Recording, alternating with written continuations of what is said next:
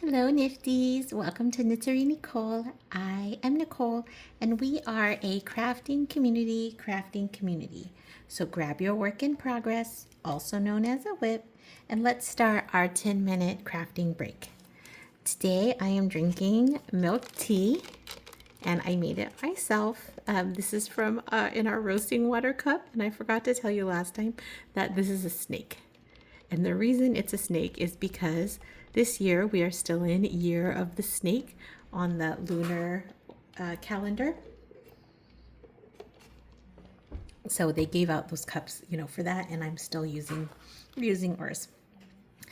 Today I'm working on my Coco and Lynn a bullet journal. Well, it's not officially a bullet journal. It's not like a product for bullet journal, but I'm making it into a bullet journal. I am, because it is undated, I have to go through and add the dates. And I have to tell you that this is not my favorite part of journaling. And this is typically why I don't use the bullet journal system that that writer Carol, and I think I shared that video with you already, that writer Carol established.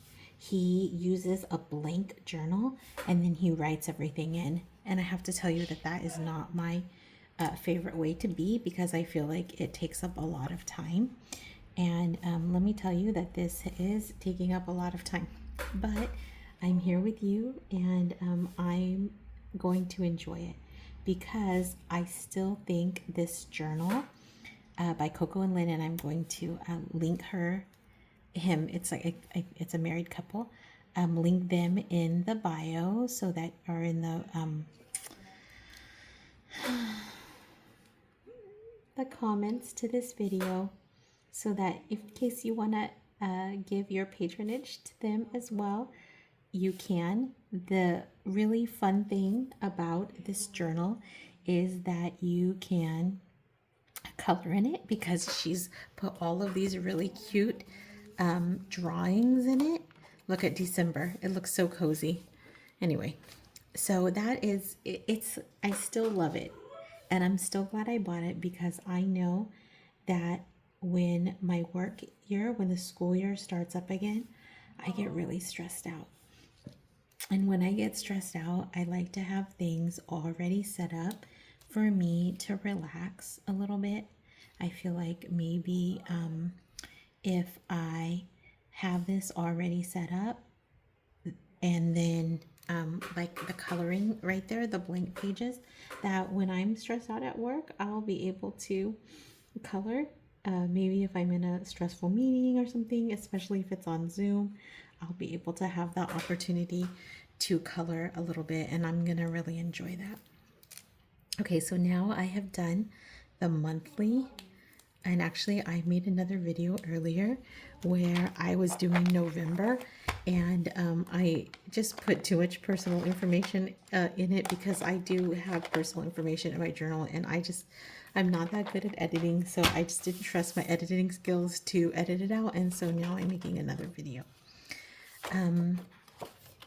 So the original, and I think I was talking about this, the original bullet journal way that it goes is that you are supposed to just divide out your pages. You can divide them this way or the long way, and then write in the numbers for the date, just 1 week at a time or 1 month at a time, however you like to use it.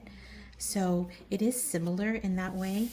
And it's nice because they do already have the Monday, Tuesday, Wednesday. So it is a time saving to use this journal system, but writing in the numbers is not my favorite.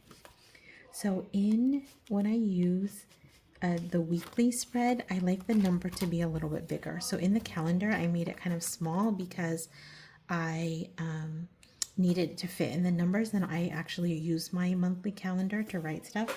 So I needed it to be small. But here, I want my numbers to be bigger. So I'm using a fatter marker.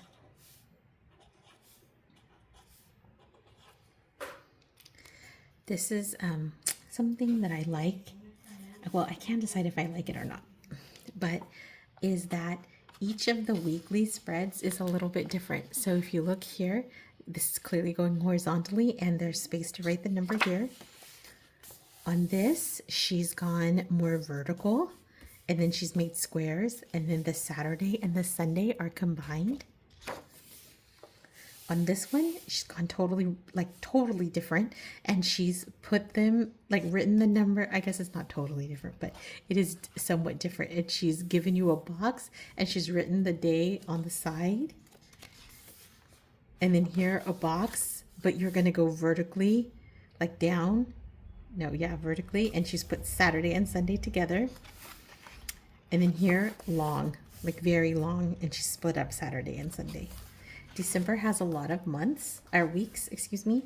So it's good. She's given you 5. So 1, 2, 3, 4, 5. 5 pages, which is great. Okay, so I was on there. I was on 6, 7.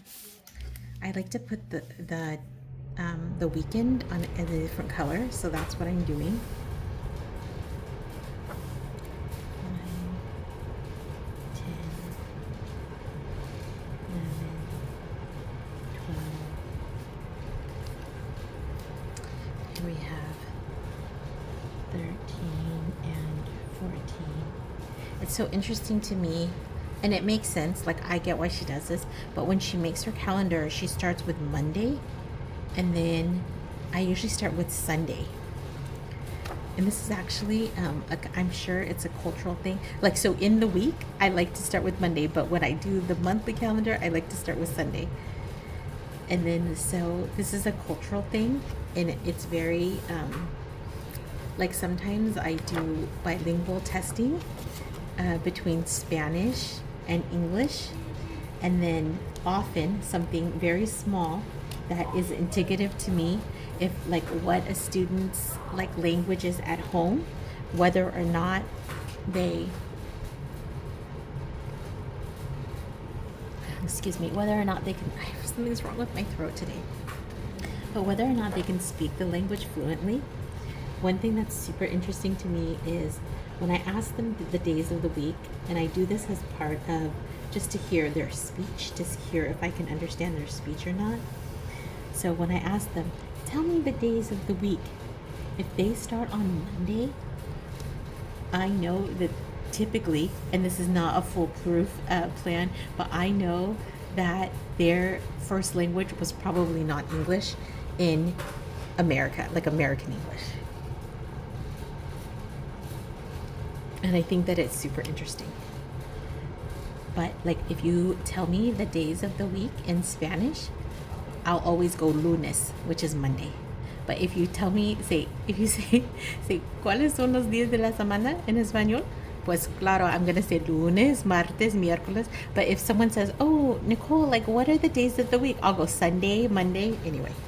So that's interesting. 20, 21. And so these are the things that, to me, are so interesting about learning a language,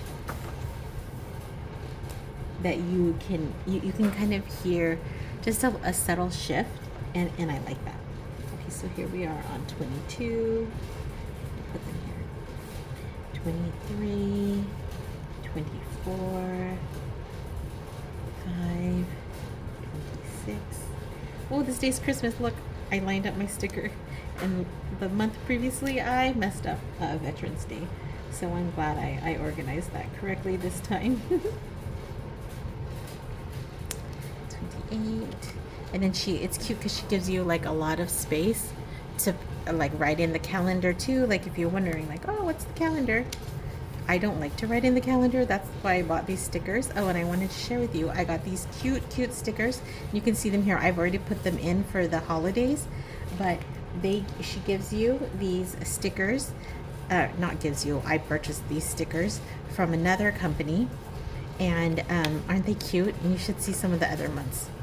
Let me see. I think she is in Canada, so she gives you, like, Canadian and American. I think it's probably easier just to make them together like that. So fall, and then here we are. Here's Veterans Day. That's wrong. I had to put a little error. I tried to peel it up, but it wouldn't peel up because I put them in a few months ago. But very cute, right? Halloween. Look at this cute sticker. I got this sticker from the coffee place by my work. It's like a little pop-up truck of like Latinas, and it's called Cordova Creations.